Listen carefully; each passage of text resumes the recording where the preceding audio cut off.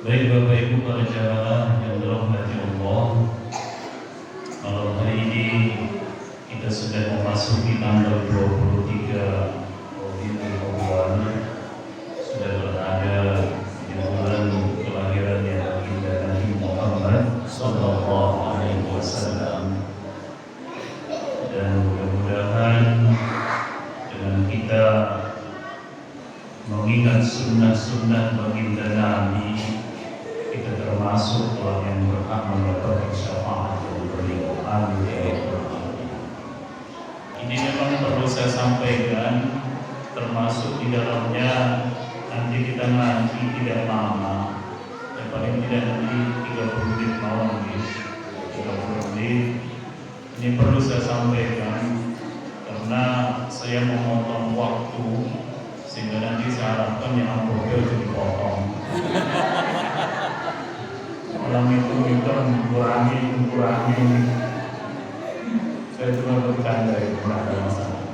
Baik Bapak Ibu sekalian, adik-adik, malam hari ini kita ngaji dulu sedikit tentang Maulid Nabi Sallallahu Alaihi Wasallam. Saya itu ada yang sering bertanya, mengapa baginda Nabi kalau yang diperingati itu bukan waktu kematian beliau? Jadi para waliullah itu, para ulama itu, bahkan para kekasih Allah itu rata-rata yang diperingati itu adalah waktu kematian. Tapi tidak seperti itu dengan baginda Nabi. Nabi Muhammad Sallallahu Alaihi Wasallam itu justru hari beliau meninggal dunia itu tidak pernah diperingati. Yang diperingati itu justru adalah hari kelahirannya. Mengapa itu terjadi? Apakah karena waktu lahirnya Nabi itu sama dengan waktu kematiannya beliau? Kalau masalah waktunya sama. Jadi Rasulullah itu dilahirkan di hari Senin 12 Rabiul Awal. Baginda Nabi itu pun meninggal dunia, jatuhnya itu pada tanggal 12 Rabiul Awal. Tapi bukan karena itu baginda Nabi diperingati maulidnya itu hari kelahirannya. Disebabkan karena baginda Nabi itu sejak lahir sampai wafatnya beliau itu sudah bisa dipastikan kebaikan dan keberkahan hidupnya sejak lahir sampai meninggal dunia. Tapi beda dengan kita, beda dengan para ulama, beda dengan para waliullah, para kekasih Allah selain baginda Nabi itu. Manusia-manusia yang bukan Nabi itu, hidup mereka itu nanti ditentukan baik atau tidaknya itu bukan di awal, tapi di akhir. Saya dengan sami. Jadi jenengan lahir, saya lahir di awalnya bukan semuanya terlihat baik, tapi belum dinilai baik kecuali nanti ketika kita sudah meninggal dunia. Kalau terlihat baik itu terlihat baik, makanya ketika ada bayi lahir itu kan orang-orang di sekitarnya itu kan pada tersenyum. Gitu. Jadi coba ada lihat, jangan punya putra lahiran itu kan senang dong. Ibunya senang, bapaknya senang, mbahnya senang. Tapi belum bisa dipastikan kebaikan itu akankah tetap sampai akhir hayatnya atau tidak. Itu sebabnya kan baginda Nabi itu pernah mengatakan bahwa manusia itu ada kalanya di awal itu perbuatan dia baik, tapi di penghujung akhir hidupnya itu dia mengamalkan amalan-amalan ahli neraka sampai dia kemudian meninggal menjadi su'ul khatimah. Ada yang awal-awal hidupnya itu seperti amalannya amalan ahli neraka, tapi di penghujung akhir hidupnya itu dia mengamalkan amalan ahli surga sehingga dia menjadi seorang yang meninggal dalam keadaan husnul khatimah. Itu kalau kita. Jadi kita para ulama, para sholihin itu semuanya sama. tapi tidak dengan Nabi. Itu sebabnya Nabi Muhammad itu tidak diperingati waktu kematian beliau, justru yang diingat itu adalah hari kelahirannya. Yang disebabkan itu. Dan lahirnya Nabi itu adalah nikmat terbesar dari Allah Subhanahu wa Ta'ala. Jadi Nabi itu Bapak Ibu, namun dengke, dan menurut panjenengan Rasulullah itu menungso napa boten? Manusia napa boten? Manusia. Tapi baginda Nabi itu seperti halnya di dalam syair itu dikatakan basyarul la kal basyar. Manusia tapi tidak sama seperti manusia yang lain. Jadi saya dengan Bapak Ibu itu kan sama manusianya kita, sama dengan manusianya baginda Nabi, tapi Nabi itu manusianya beda dengan keadaan kita. Percaya nggak bahwa dan panjenengan? Nek Kanjeng Nabi itu beda dengan kita, walaupun manusia. Nabi Muhammad itu nggak mungkin. Beliau itu sebagai manusia ya tidur. Jangan tidur bukan? Tidur. Apa bedanya? Kalau Nabi Muhammad itu tidur, yang terpejam itu cuma pandangan mata beliau, tapi hati beliau itu tetap terjaga dan tetap mengingat kepada Allah Subhanahu wa Ta'ala. Karena jangan tidur bagaimana? Ingat Allah mungkin. Ya. Dan mungkin mampu nih.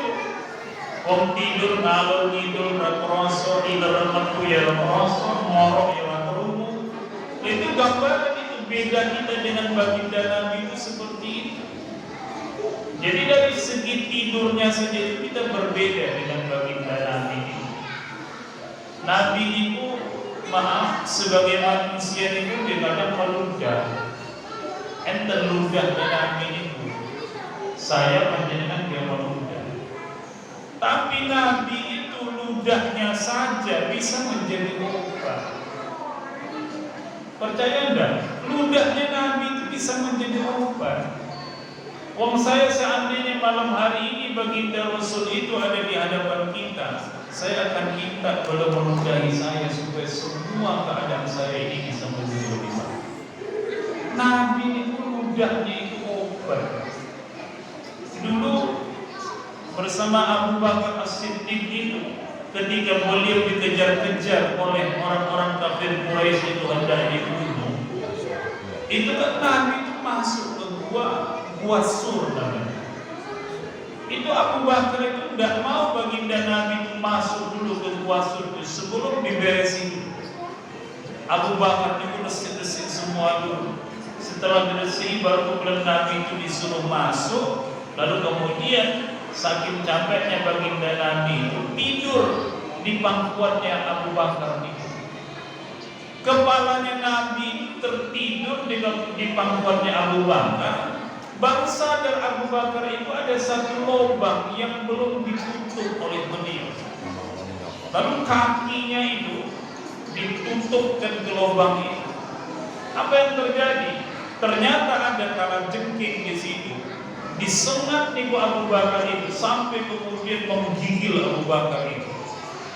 Lah sing nyengat niku kalau jengkingnya Arab, kalau jengkingnya Jawa kok kaya apa niku? Kalau jengkingnya Arab.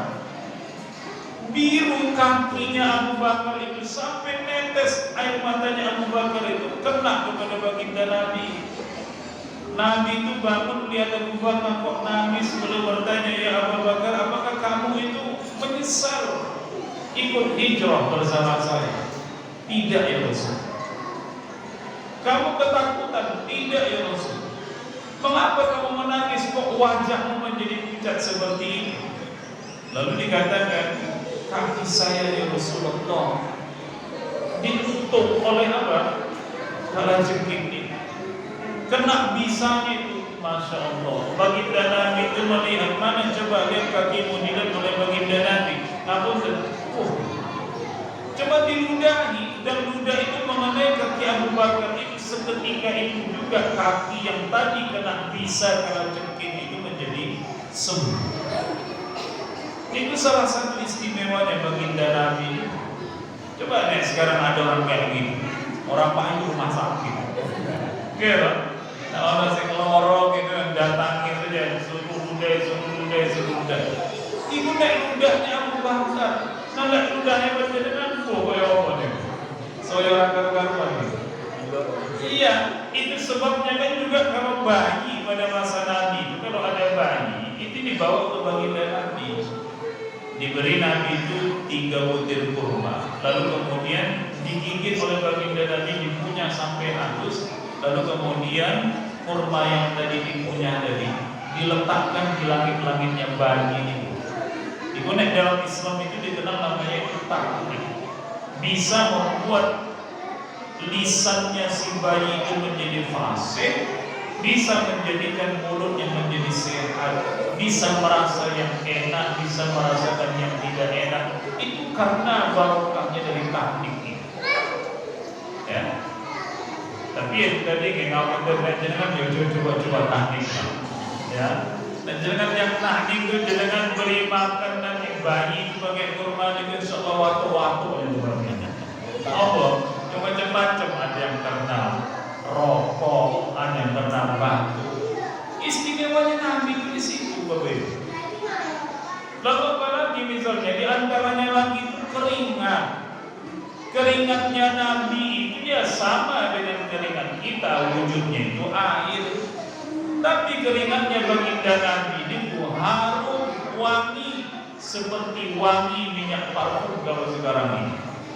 Nah coba, keringat panjenengan, kamu putih lah, enak apa enggak? Panjenengan rasakan sendiri. Bedanya itu di situ.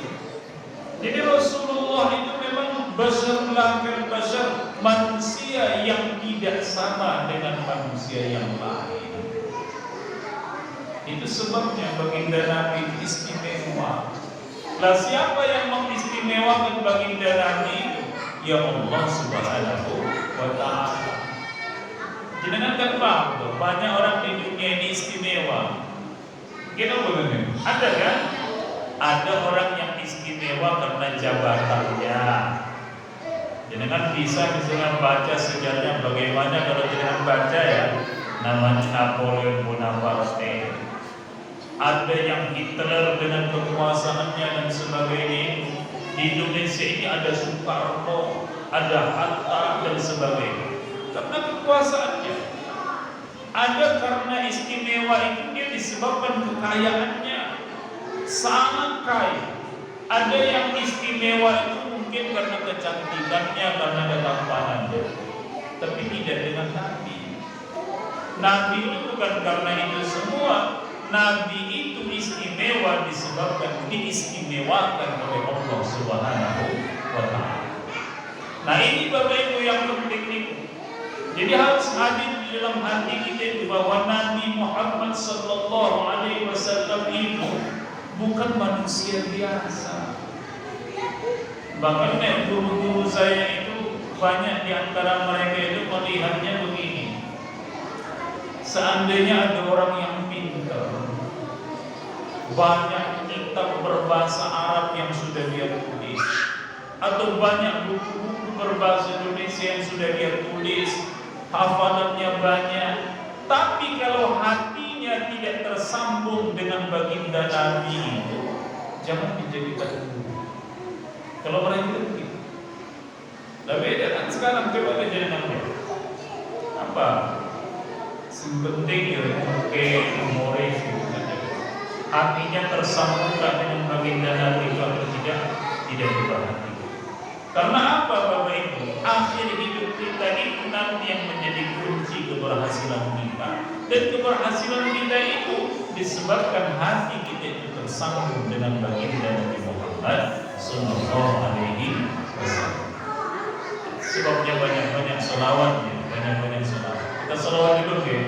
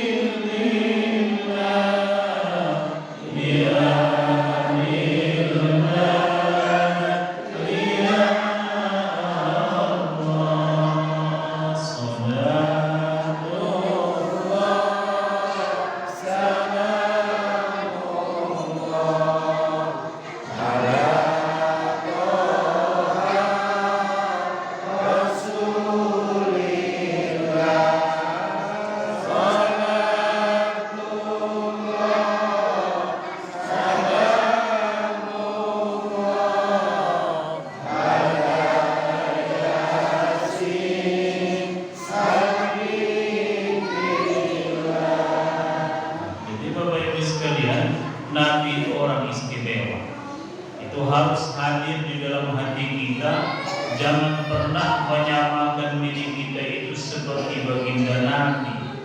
Tapi manusianya sama, tapi tidak sama kemanusiaan kita dengan kemanusiaan baginda Rasulullah Muhammad Sallallahu Alaihi Wasallam. Nah, lalu Bapak Ibu sekalian, baginda Nabi itu adalah orang yang dipuji Allah Subhanahu wa Ta'ala itu disebabkan kemuliaan akhlak. Akhlak. Jadi jangan lupa itu akhlak. Karena apa? Kalau masalah ibadah itu tidak ada yang bisa meragukan baginda Nabi. Pastilah ibadahnya baginda Nabi itu yang paling sempurna. Apa misalnya? Jangan coba lihat.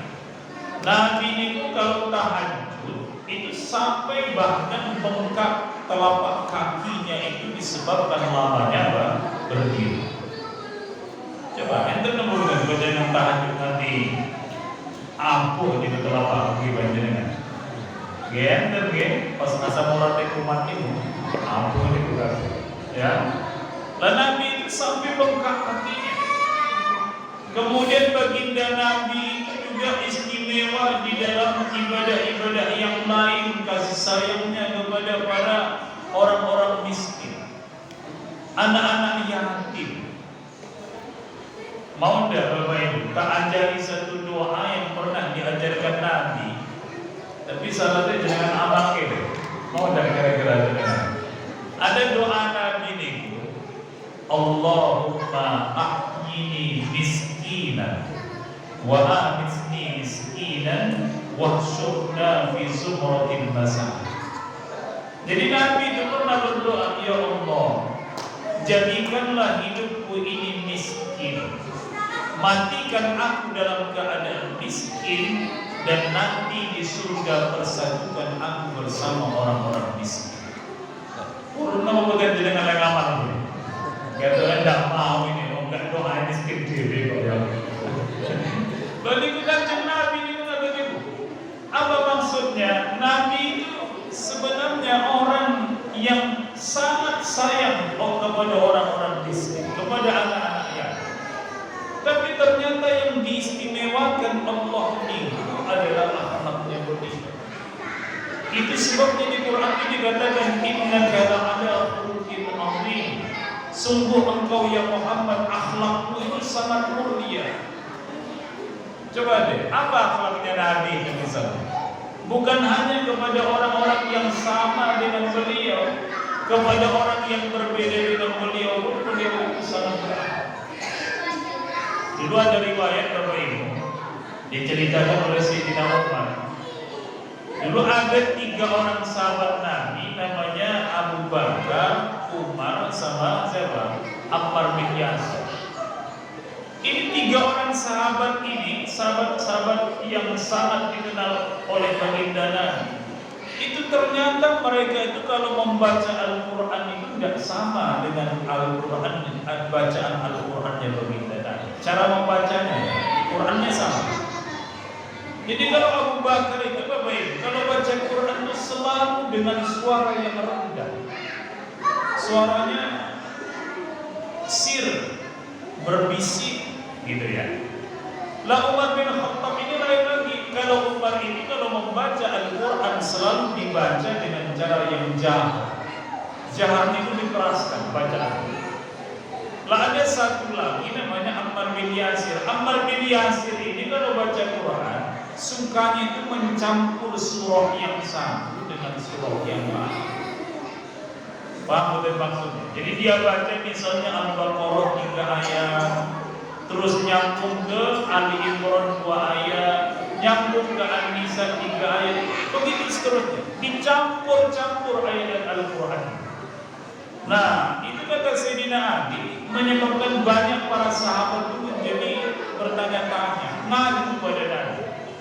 Ini ada 3 orang sahabat yang dikenal Nabi dan mereka pun mengenal baik Nabi, pernah mendengar Nabi baca Quran. Kok mereka pun baca Quran kok tidak sama dengan baginda Nabi? Maka dipanggil Nabi Bapak Ibu, 3 orang itu. Kepada Abu Bakar itu ditanya, kamu kalau baca Quran wahai Abu Bakar kenapa suaramu kok pelan? Jawabnya Abu Bakar itu, ya Rasulullah, saya membaca Al-Quran di hadapan Allah, Zat yang Maha mendengar. Aman tuh nih, Zat yang Maha mendengar itu kalau dibaca Quran ya nggak perlu keras-keras tuh. Lah, diam Nabi. Kepada Umar ini ditanya, kalau engkau ya Umar, kenapa baca Quran kok suaramu keras? Apa kata Umar? Saya baca Quran keras itu tujuannya dua. Uqsimus syaitan wa uqizul masnan. Pertama untuk mengusir setan. Yang kedua itu untuk mengusir rasa takut. Jadi jangan ingin mengusir setan itu wawas Quran itu sing seru. Kayaknya Umar, kayak siapa? Umar bin Khattab. Emang Umar itu istimewa ya? Setan saja itu takut sama Umar itu. Takut. Setan itu nek ketemu Umar, setannya itu takut, pergi dulu bersembunyi. Beda kalimat jangan. Ketemu setan dan jangan dicerai, kocok awas teman lama ini. Ini nek Umar itu takut. Lalu kamu disuruh senang supaya apa? Supaya ngantuknya itu hilang.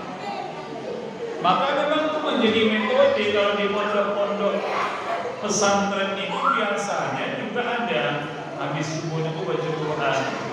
Kalau baca Qurannya yang bisa duduk suruh berdiri, baca Quran sambil berdiri dijaharkan supaya rasa kantuk itu bisa hilang. Maka kalau bapak ibu ngantuk baca Quran itu ngantuk apa berdiri. Kalau tidak baca Quran yang keras. Itu boleh kamu panjenengan yang matanya kebuka, oh ini barang doa kami Jokowi gitu. Lalu itu waktu keseruasnya itu Umar bin Khattab itu apa kata Nabi? Nabi diam saja. Lalu kepada Ammar yang ditanya, ya Ammar kamu kok baca Quran sering campur-campur itu alasanmu apa? Kata Ammar, ya Rasul, saya itu kan tidak pernah baca Quran campur bukan dengan Al-Quran, nyampurnya dengan Quran. Apa kata Nabi? Iya. Lalu begitu Nabi juga katakan kepada mereka bertiga ini, fakulluhu thayyib, kalian semua itu baik. Itu akhlaknya Nabi. Jadi Nabi itu berbeda pun dengan sahabat, tidak cepat-cepat marah di mulut. Tapi beliau merangkul semuanya. Sing penting kalian mau membaca Al-Quran. Makanya Bapak Ibu juga sama, nek jenengan baca Qurannya suaranya rendah ya monggo, suaranya tinggi ya monggo, mau dicampur-campur juga boleh. Seperti jenengan tahmil itu kan dicampur-campur ke surat Quran niku. Niku biasa sing dicampur niku sing dodo.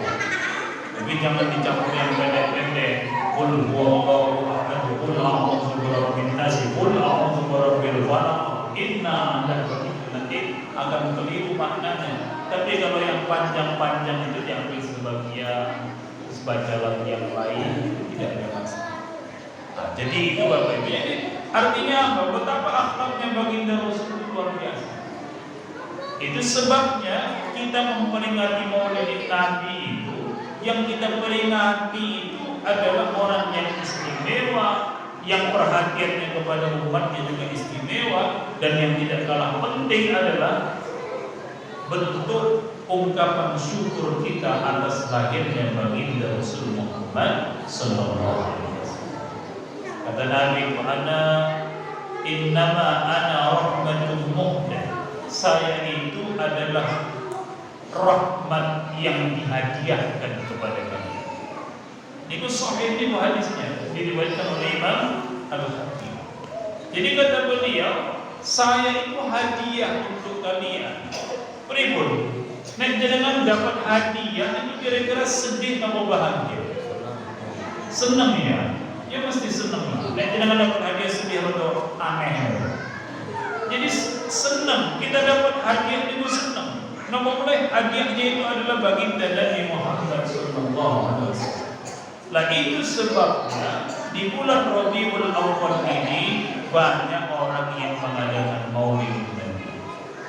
Ya, kalau seperti di tempat saya, termasuk di Sumatera dulu, biasanya rumah ke rumah maulid itu baca berjanji, disuguhi makan, habis itu pulang. Dan sekarang kan macam-macam gitu, di lapangan diadakan acara besar seperti itu. Jadi di kampung saya sebenarnya kampung dan gitu termasuk yang kurang setuju sebetulnya dengan metode yang seperti itu banyak di lapangan seperti itu. Karena sekarang modelnya di kampung dan ada orang mengatakan koyo konsep. Saya tidak tahu loh, mudah-mudahan kita tidak ada, tapi seandainya ada yang ngomong apa misalnya flashnya HP dinyalakan. Nah penting itu ya sama itu. Padahal semestinya orang ketika bersolawat itu bahkan tetes air mata. Kira-kira ada nggak yang netes air mata di dalam kondisi begitu? Bahkan seperti beberapa minggu yang lalu di tempat saya juga ada parkir-parkir rumah-rumah penduduk itu ditempati parkir dan tidak ada izin, tidak diminta izin. Paginya sampah di mana-mana. Bagaimana? Oh tidak tolong sesuatu ya.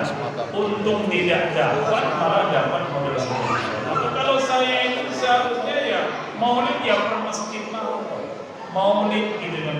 Kalau kita adakan berzanji baca maulid dalam satu masjid saja, tidak perlu kemudian harus gede-gedean kayak gitu. Karena tidak ada apa, tidak ada pelajarannya. Bahkan sampai jam 12 malam dan saya yakin mesti semuanya jam 3 esok. Kalau masih jam setengah 4 setengah 5 itu semua mesti tahu. Itu loh makanya kemudian maulid itu mestinya dengan akhlakul karimah. Bahkan seorang kiai ibunda dari Kiai Haji Mas Subandar itu mengatakan kalau kamu mau menikah kata beliau, ya berilah, buatlah makanan jajanan yang baik, berkatalah yang baik, berbuatlah yang baik, berpakaianlah yang baik, karena yang kau peringati itu adalah pemimpin umat manusia sedunia.